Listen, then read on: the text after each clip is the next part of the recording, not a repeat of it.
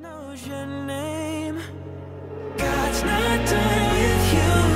Even with your broken heart and your wounds and your scars, God's not done with you. Even when you're lost and it's hard and you're falling apart, God's not done with you. It's not over, it's only begun. So don't hide, don't run, 'cause God's not done. Goeiemôre en baie welkom by vanoggend se erediens uitsending. Mag dit vir jou vanuit die woord 'n heerlike ontmoeting met die Here wees. Kom ons begin sommer dadelik met die luisterliedjie, sodat ons die geleentheid het om onsself in te stel vir hierdie ontmoeting.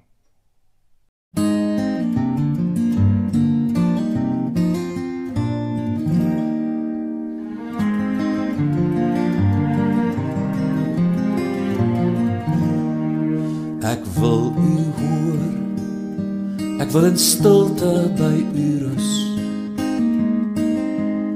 Ek wil my stem voor u verloor. Maak my 'n kind wat steeds bly leer. Gee my 'n oor vir u hartklop aan my deur. U praat, u werk in woord en daad. U bou u koninkryk en ons lief luisterryk.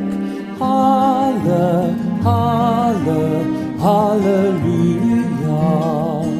Halle, halle, halleluja. Ek wil jou hoor, as jy jou storie woorde maak. Jy reisgenoot op God se spoor. Ek wil jou lief hê en vertrou. Ek gee my oor vir die stem van God in jou. Hy praat, hy werk in woord en daad. Hy bou sy koninkryk en ons lief luisterryk. Halle, halle, halleluja. Halle, halle, halleluja. Ek wil al hoor wat op my buitekring bly staan, waar vreemde stemme hul bekoor.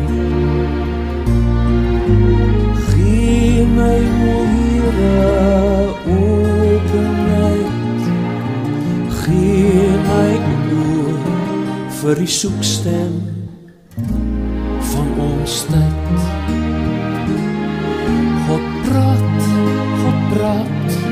God werk in woord en daad. Hy bou sy koninkryk en ons lief luisterryk. Halle, halle, halleluja. Halle, halle, halleluja.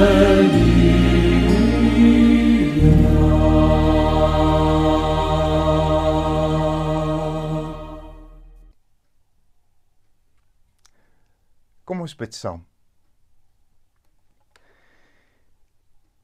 Hemelse Vader, baie dankie dat ons ook as 'n geloofsfamilie, ook op hierdie platform, ook die woord met mekaar kan kom deel. Dankie dat ons u woord kan oopmaak, dit kan lees, dit kan oordink, en dat ons ook deur die geloof versterk kan word, ook in hierdie dae wat ons lewe.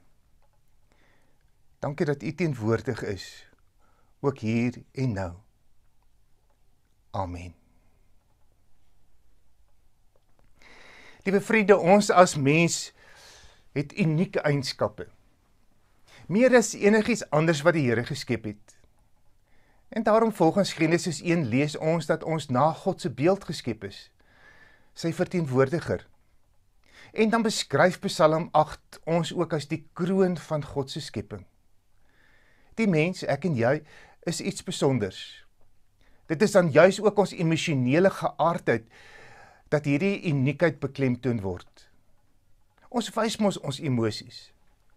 Wanneer ons opgewonde is, dan wys ons dit met ons hele lyf. So ook as ons kwaad word, in iets of in iemand teleurgesteld is, wanneer ons tevrede en beïndruk is. En al hierdie verskillende emosies word herlei na twee primêre emosies. En dit is die emosie van liefde en die emosie van vrees. Liefde vir 'n Jesusvolgeling vind uiting in ons liefde teenoor God, wat dan sigbaar word in ons liefde teenoor ons naaste. Ons betoon liefde omdat ons ervaar dat ons vrygemaak is en nie anders kan as om die nuwe lewe wat ons in Jesus Christus ontdek het, te kan lewe nie. En vrees dan? Wat motiveer vrees? Is dit vrees vir die duiwel of is dit vrees vir God? Vrees ek omdat ek bang is ek gaan hel toe? Of vrees omdat ek telke male fouteer en ervaar dat ek nie die eise van die Here kan voldoen nie? Dan ontstaan dan ons skuldgevoelens wat ons van ons vreugdes van die lewe ontneem. Dit is hierdie emosies wat ons beleef of God naby of ver is, of God aanwesig of afwesig is. Romeine kom gee vir ons so 'n stukkie perspektief oor hierdie waarheid. Wanneer Paulus hierdie brief skryf, dan skryf hy dit aan die gelowiges in Rome en hy maak radikale uitsprake in hierdie brief. Indien dit nie in die konteks van die hele brief gelees word nie, kan 'n mens maklik sy bedoeling verkeerd verstaan. So ook wanneer ons hier in hoofstuk 8 gaan lees, maak Paulus klomp kontraste om die vrug van ons vryspraak, wat hy reeds in hoofstuk 5 op die tafel geplaas het, verder te verduidelik. Met die eerste deurlees kan ons maklik verkeerdelik dink dat hy hierdie gedeelte die gelowiges in twee kategorieë wil kom plaas. Aan die een kant die groep wat gehoorsaam is en die ander groep die ongehoorsame gelowiges. En die wat die Here plesier en die wat die Here teleurstel. Die wat getrou die wil van die Here navolg en die wat die wet ignoreer of sommer doelbewus oortree.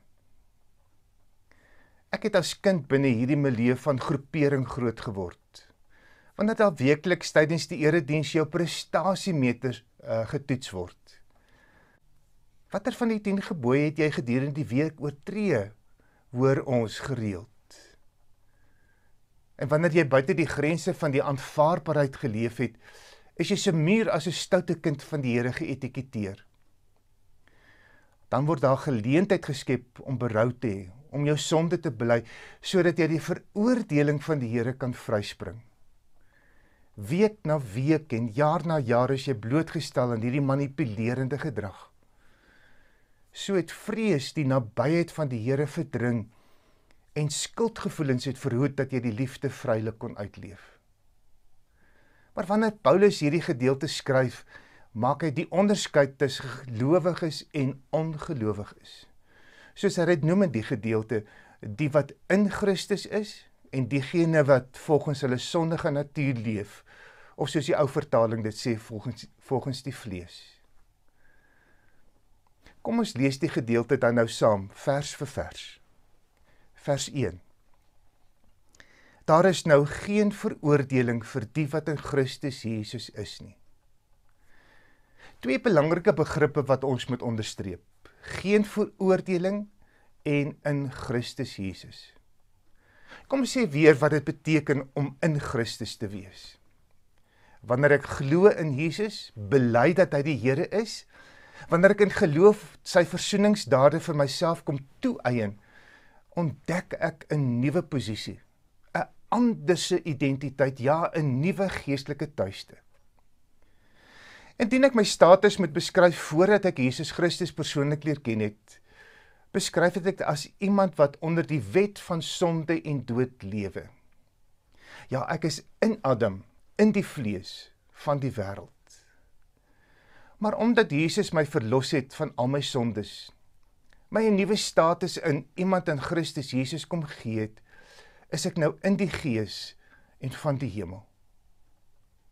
Ons bely dat Jesus in ons plek kom sterf het, wat dan beteken dat dit is asof ek self gesterf het.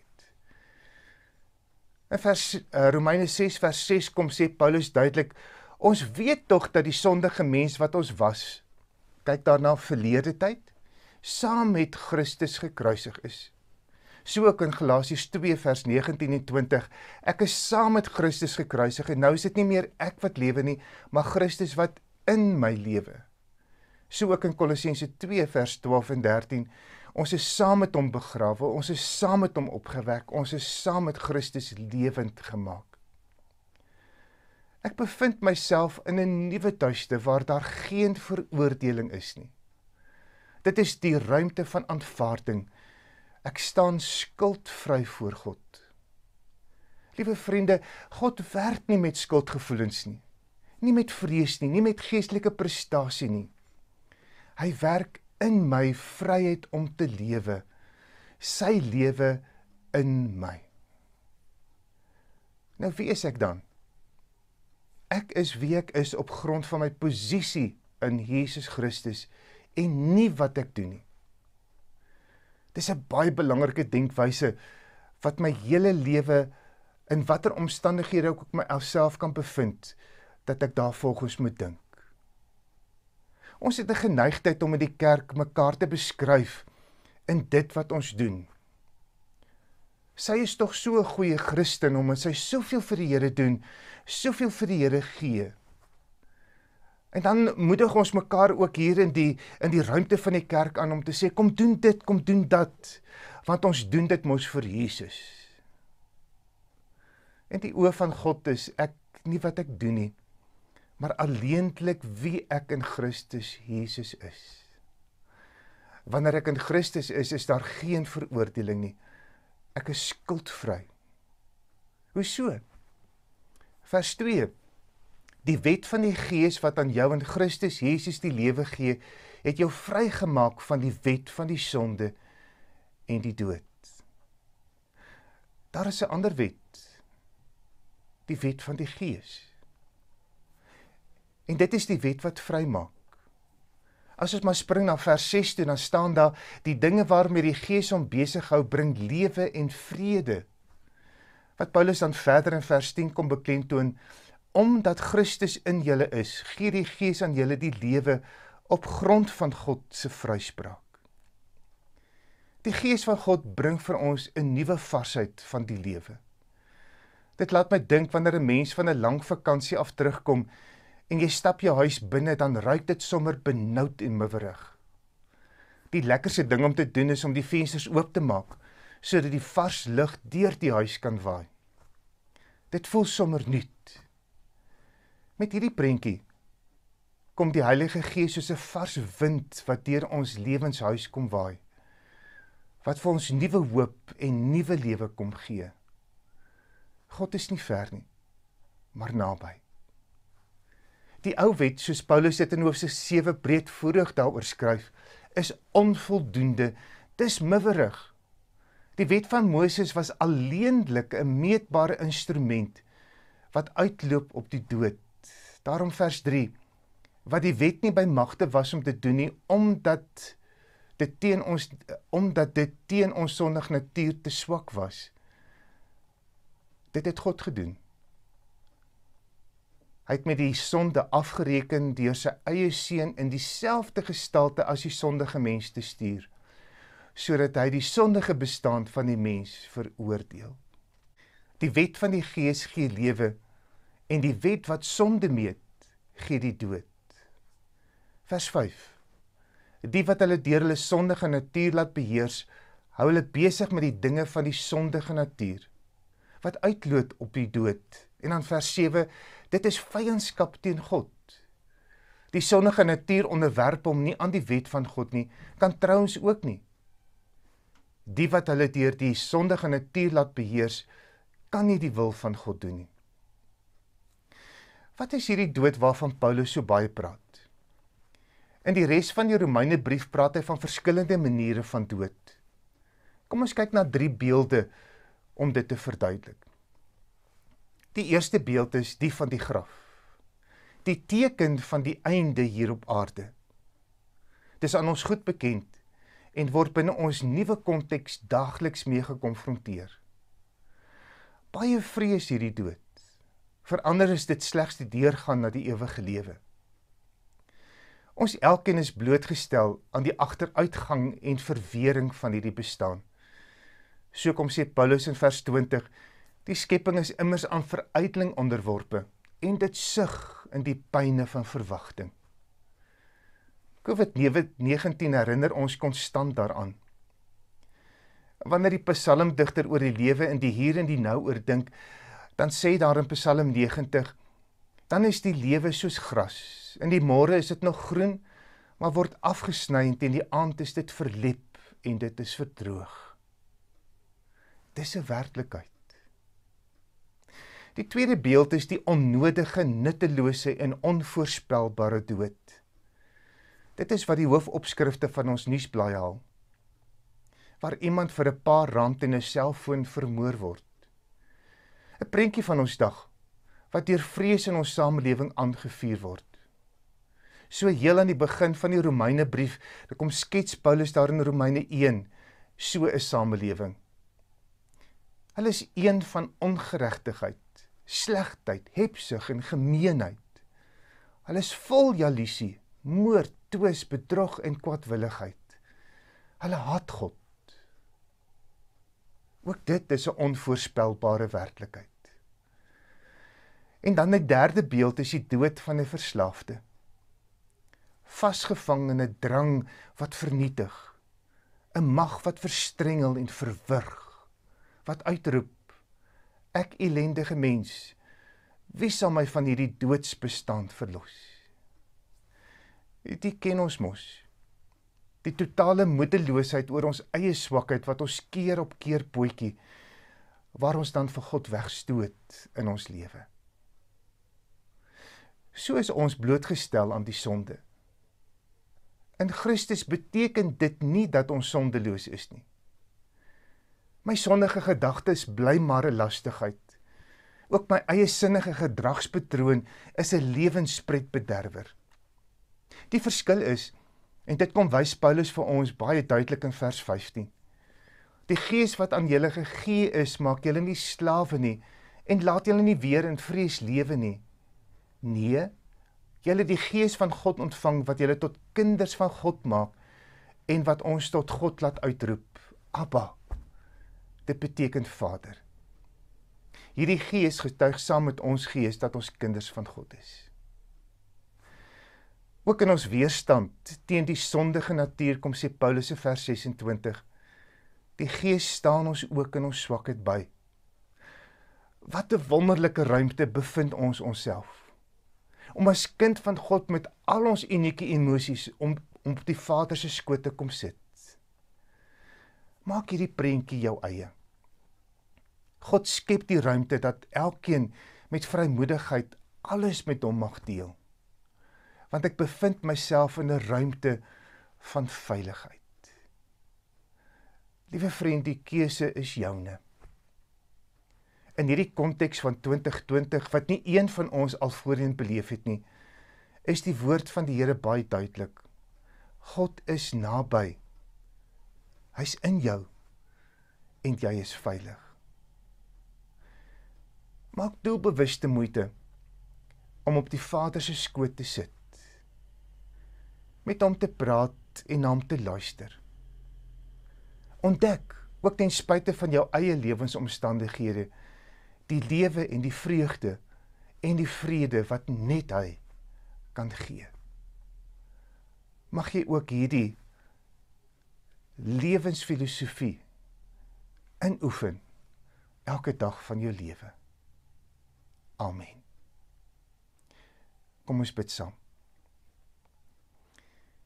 Here, baie dankie ook vir hierdie waarheid en dat ons ook in die geloof ook hierdie waarheid vir onsself kan kom toeëien, ook midde in ons eie omstandighede.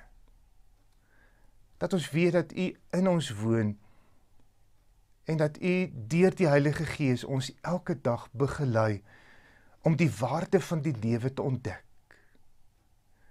Dankie dat U naby is, dankie dat U in ons is en dat U vir ons ook kom bevestig dat ons ook in hierdie lewe in U teenwoordigheid veilig is. Mag dit vir ons ook, wanneer ons hierdie nuwe week instap, ook die geleenthede aangryp en dat ons elke dag 'n dag maak waar ons aan U al die lof en al die eer kom bring deur dit wat ons is.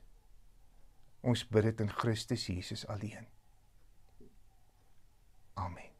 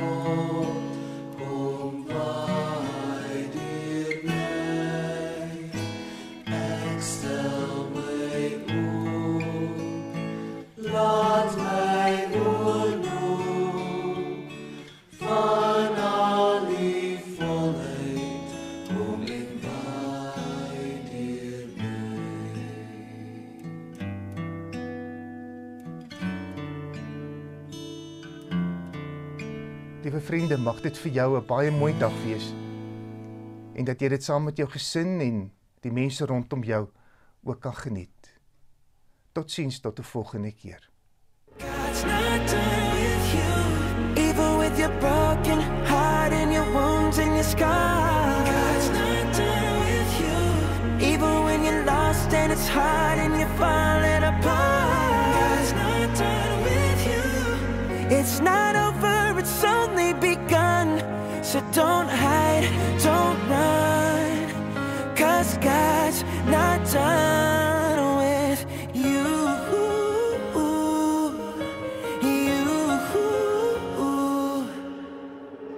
There's a light you don't notice until you're standing in the dark. And there's a strength that's growing inside your shattered heart.